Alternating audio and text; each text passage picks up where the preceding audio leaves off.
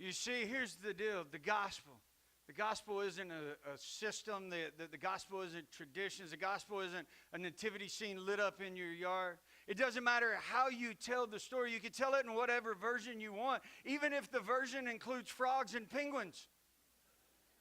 And I love that because the gospel, the main message of the gospel is simple.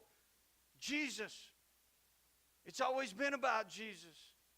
It's about Jesus today, and it will always be about Jesus. And Jesus came to be with us. This morning I titled my message, "The Lord is with us." And the gospel actually, if you find the Christmas story, it's found at the beginning of Matthew. But there's just this passage of it this morning I want to talk about with the Lord being with us. And it's found in Matthew 1, 20 through 23. If you're tuning in online, you can turn with us there.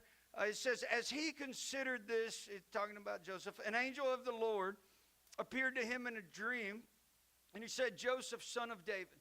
The angel said, do not be afraid to take Mary as your wife, for the child within her was conceived by the Holy Spirit, and she will have a son, and you are to name him Jesus, for he will save his people from their sins. Huge statement. And then it goes on to say in verse 22, all of this occurred to fulfill the Lord's message through his prophet. Look, the virgin will conceive a child. She will give birth to a son.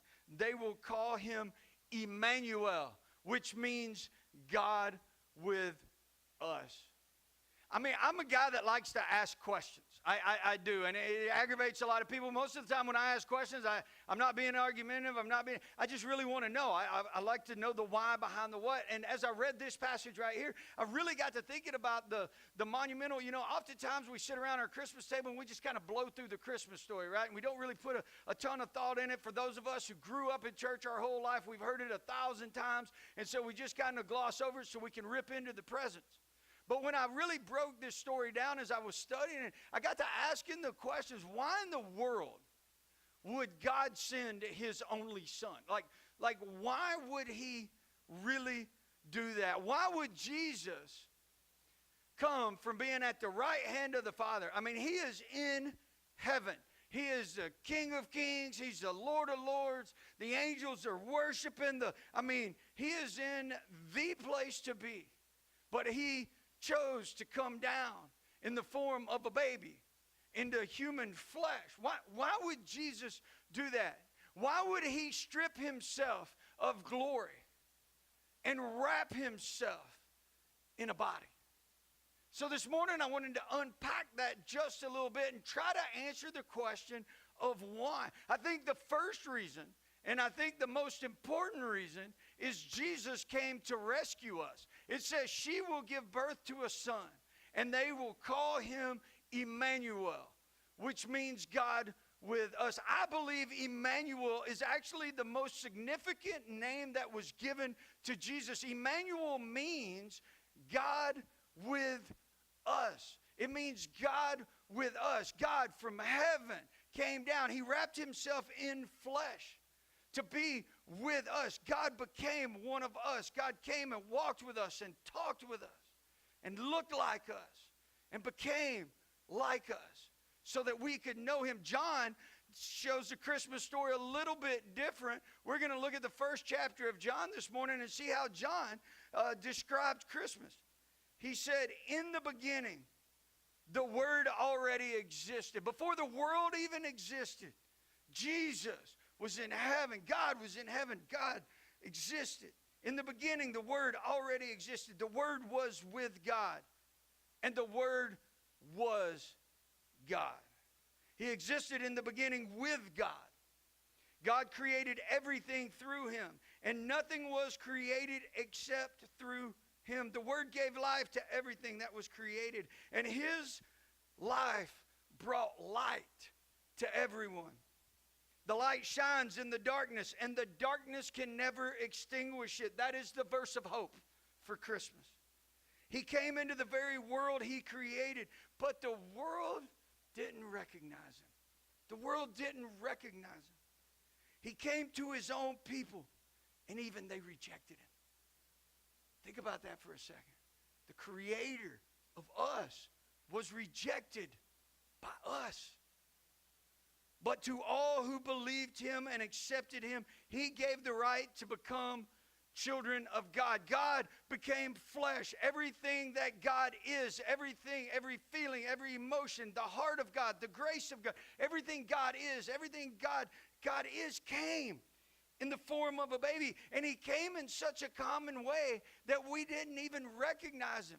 I've said this all the time. If I was God and I was going to present myself to the earth, I would have came on a big horse with a band music and with big parades and you know, he could have come down. Like Jesus didn't come down the golden escalator to announce he was here. He didn't do any of that. What Jesus did is he came from the glory of heaven, something we can't even begin to imagine.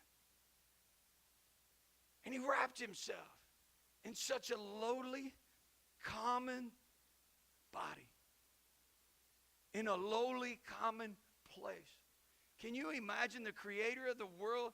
There were places that didn't even have room for him. There were places that didn't make room for the Son of God. Last week we talked about how sadly it still looks like that a lot today as we do all of this stuff, but do we have room for the Son of God? If you want to see the heart of the Father, you look at the Son. He was God in flesh. If you want to see the grace of the Father, you look at the Son. We see it all throughout the Gospels. We see the grace of Jesus. Sadly, many people both then and now don't realize that they need a Savior. There's people that are going through their day in, day out walk, and they don't realize what happened over 2,000 years ago in a little town called Bethlehem. And the Bible talks about it. It said, but the world didn't recognize him. He came to his own people, and even they rejected him. How many people in Northport, Alabama reject Jesus every day? How many people in our nation reject Jesus every day? The creator of everything we have, everything we are, everything, our families, our stuff, the creator of it all. And yet, we so often reject the one who gave us all. And here's the deal. If you don't believe that God became flesh, and if you don't believe in the Christmas story, none of the rest of it really, none of the rest of Christianity really matters. Because without the birth, without the fact that God became flesh, and without the fact that Jesus Christ was God in flesh, there is no Christianity. Because without the birth, you don't have the death. And without the death, you don't have the resurrection. And if the death wasn't really God, it's just another dude, right? So if you don't believe this part, it's hard to get to the rest of it. But here's the crazy thing. If you believe that God became flesh and lived with us, it's not so hard to believe that he walked on water, right? It's not so hard to believe that he healed people. It's not so hard to believe that he raised people from the dead. It's not so hard to believe that he died on the cross and 3 days later he rose as was predicted. You see, when you get this part, the rest of it makes total sense. Without the birth, there is no hope. Without the birth, see, it said God was the Word, and the Word was there before any of it. The Word was with us. The Word was before us. The Word created us. Think about that for a second. He spoke his word into your situation before it ever happened. He spoke the word into your situation. There's some of you sitting in here this morning where joy to the world, you don't have a lot of joy. We light candles of hope and love and joy. And you would walk in here and say, you know what, Pastor, I'm out of it. I'm out of hope. I don't have hope. I don't have any joy. I'm grieving. I'm hurt. This holiday season brings back pain. It brings back memories. But see, here's the deal. When you get the birth of Jesus, when you get the John version of the Christmas story, the Word became flesh. The Word was before your issue, before your problem, before your situation. He spoke his word into your situation before it ever happened. Touch your neighbor and say, he spoke it.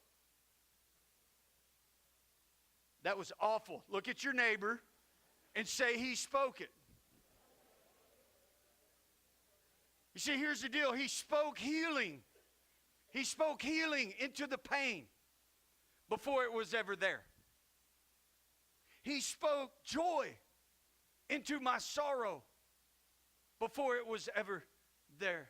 He spoke peace into my anxiety before it was ever there. Now look at the neighbor that you ignored and say, he spoke it. You see, here's the Christmas story. The Christmas story is he spoke it. He spoke it into the whosoever's. That whosoever is you.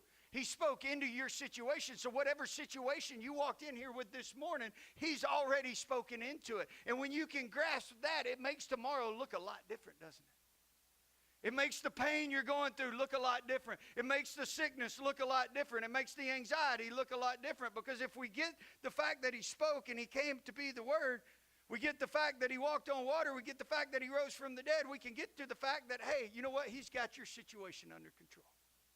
He's got your situation under control. He spoke restoration into our brokenness before it ever began. Say it.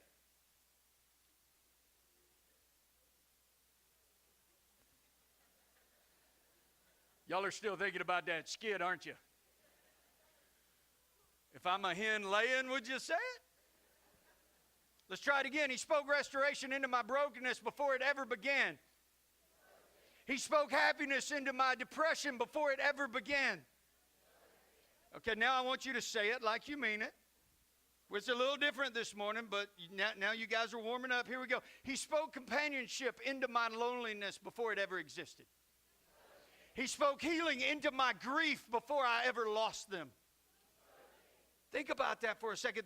The Word became flesh and he spoke into your situation. He spoke freedom into my bondage before the situation ever happened. He spoke victory into my defeat before I ever thought it. And that's how I know that he will finish what he started, because he spoke it before it ever happened. Think about that. My God will never leave or forsake me. And you know why I know that? Because he spoke it. He spoke it. I stand on the promises of God. He said, I'm going to send my son into your situation. He spoke it, and it happened.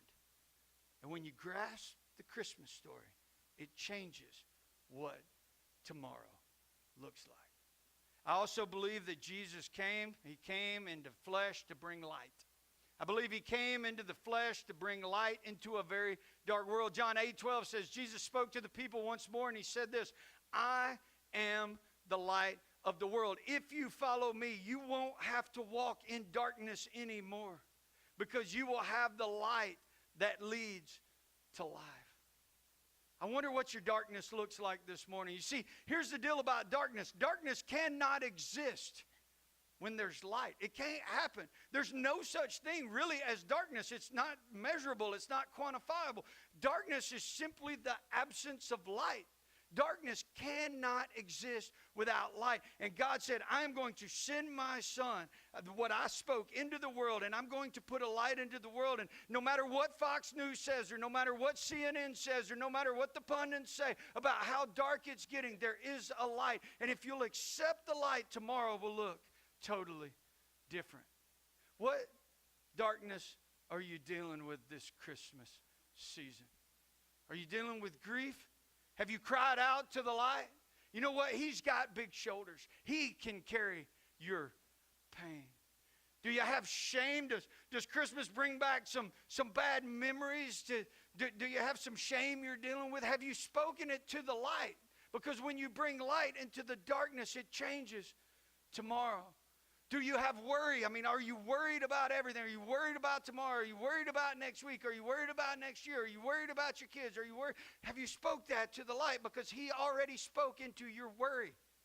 He's already spoken into your tomorrow. What about anxiety? What about stress? He spoke it, and the Word became flesh, and he became light. There's light in your darkness. Have you taken it to the one who can help you control the anxiety, the depression, the fear? He spoke it. Are you speaking it to Him? What is this season? What is it this season that's creating a shadow that's keeping you from moving forward in the joy and the hope that God has this whole season for? He sent His Son to be the light into your darkness. He spoke it before your situation ever happened. Jesus says, I am the light of the world. He said, I'm the light. Not the nativity scene, not the Christmas trees, not the packages, not the crucifix on your chain. He said, I am the light of the world. And He said, I came from heaven to earth to speak into your life, to speak into your darkness, to speak into your situation. Before you ever had it, I'd already spoke into it. And if you follow me, there no longer has to be darkness. See, there's the invitation. There's the ultimate invitation to the Christmas party. Jesus says, I am the light of the world. If you follow me, you don't have to live in darkness, and you will find life. You see, Jesus came to invite you. Again, we're back to the second most important character of the Christmas story, you. For God loved you so much that He sent His Son. His Son became flesh. The Word became flesh. Why? Because He loved you. He came to rescue us. He came to bring light for us. And He came to invite us. He came to invite us to His house, to His kingdom, to His table. With all of the parties and all of the invitations, we often miss the most important invitation. Robin and the worship team, if you guys will come on up for me this morning. The problem with the invitation is oftentimes so many of us don't think that we deserve the invitation. Luke 1:28 says, the angel went to her and said, greetings, you who are highly favored, the Lord is with you. Think about that. You who are highly favored, for those of you that don't think you deserve the invitation, you who are highly favored, you little peasant girl. You who are highly favored, you little 14-year-old girl who doesn't have an education, who didn't go to seminary, who doesn't have the pedigree, who doesn't have the status. You're highly favored. You with the baggage. Well, what baggage did Mary have? Walk into your spouse and tell them you're pregnant and it's not theirs. That's baggage. A messy situation. And God said, you know what? Before you even tell your husband, I'm going to speak into that. I'm going to send my angel and I'm going to say, hey, fear not. That's my son. I'm going to speak into your situation. Go with that knowledge. This morning, the invitation has been issued. Look at your neighbor and ask him, did you get the invitation? You know what? If it was an invitation to eternity, I think we'd be a little more excited. Look at your neighbor and say, did you get the invitation? Now look to the one you didn't want to invite to the party and ask him the same question. You see, when the Word became flesh, when the Word became flesh and came unto us, the Bible says His very own creation received Him not. He was not welcome in the world that He started. He is oftentimes not welcome in the very churches that were built for Him. He's not welcome in the families often that He gave birth to and created. Let me ask you this morning, did you get the invitation for the Christmas story? You know, we're going to open gifts and we're going to shop and we're going to have parties and we're going to have family. Did you get the invitation to the story? Because the story is what matters. Do you really know what that invitation means? And I know there's many people in here and you grew up in church and you've heard this story 1,000 times. But let me ask you a question. Did you get the invitation to the story? You see, here's the deal. None of us without that invitation is worthy to sit at His table. None of us without that invitation. After life, when we get there, if we don't have that invitation, there is no hope. It's an eternity without hope. It's an eternity without joy. It's an eternity without love. Did you get the invitation? Did you truly get the invitation? This morning I've asked our worship team to come up and play a Christmas song. They didn't know it until this morning. I was sitting there last night and I was like, the invitation and the Christmas story, and oftentimes I don't articulate well. And I asked Robin this morning, and if you haven't met Robin, this right here is Robin, and Robin can play anything. This is the best keyboard player this side of the Mississippi. Actually, he's the best keyboard player on both sides of the Mississippi. And I asked Robin this morning, I said, hey, will you play a Christmas song for me? And he said, what's that? I was like, Amazing Grace. Huh. Well, that's not a Christmas song, Pastor. He didn't say that. You're saying that. Well, that's not a Christmas song. Yeah, it is. That is the Christmas song.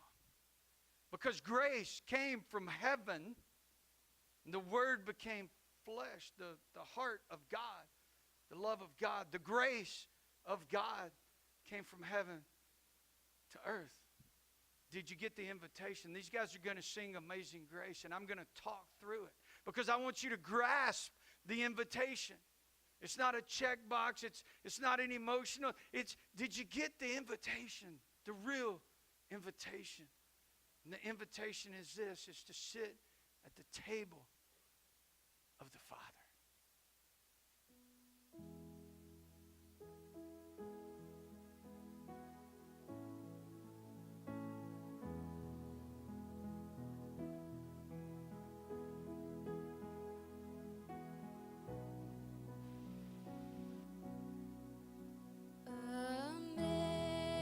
Amazing grace, how sweet the sound that saved a wretch like me.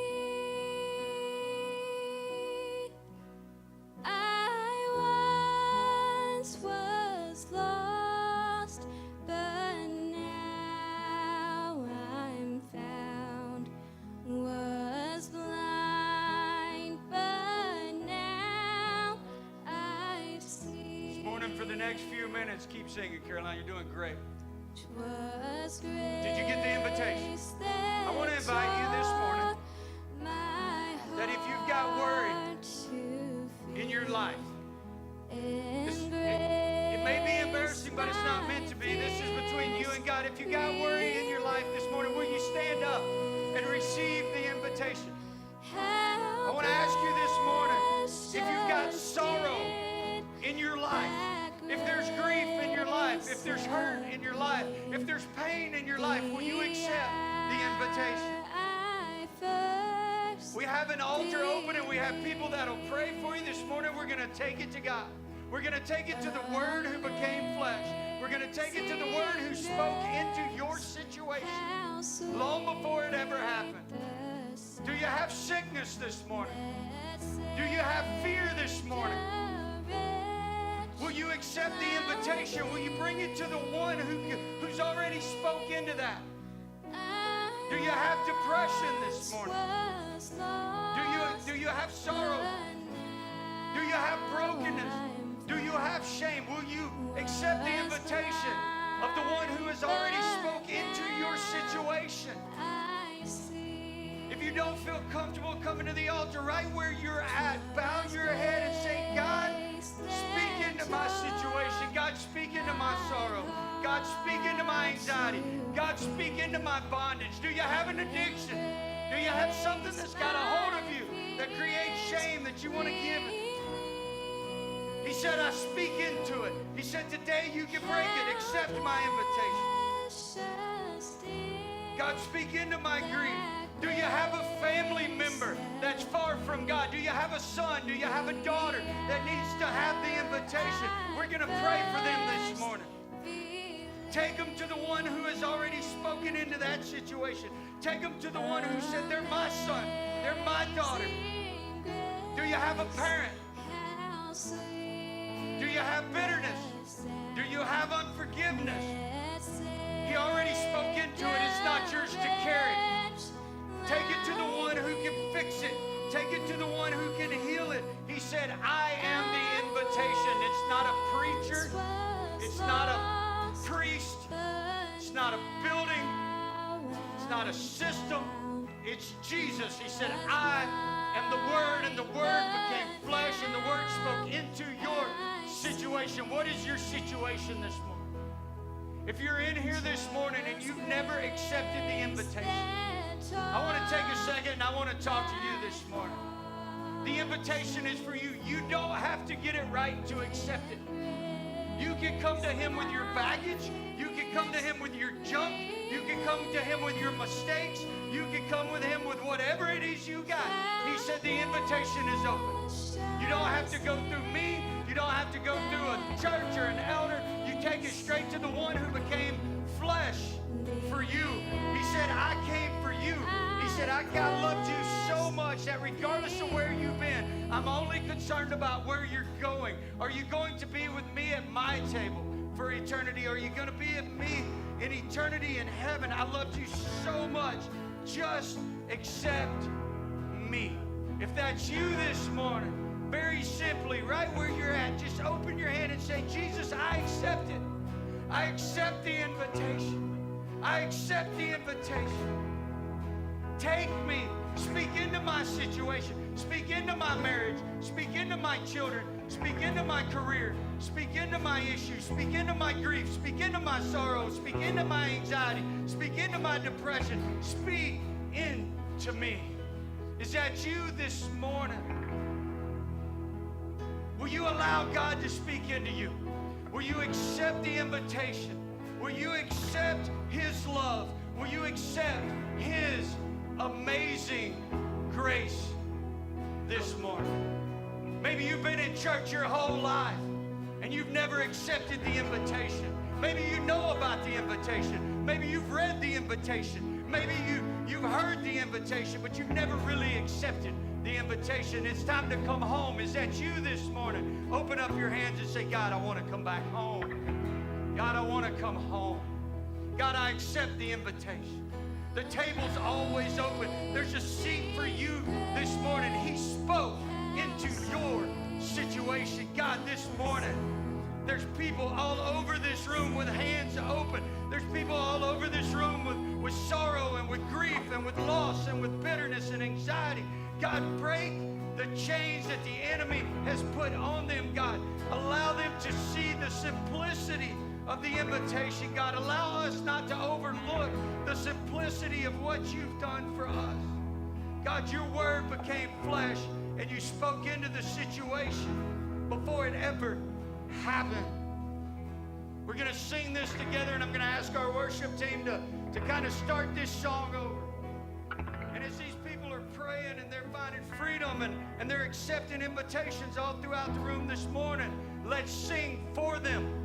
Let's sing with them. Let's sing the Christmas story.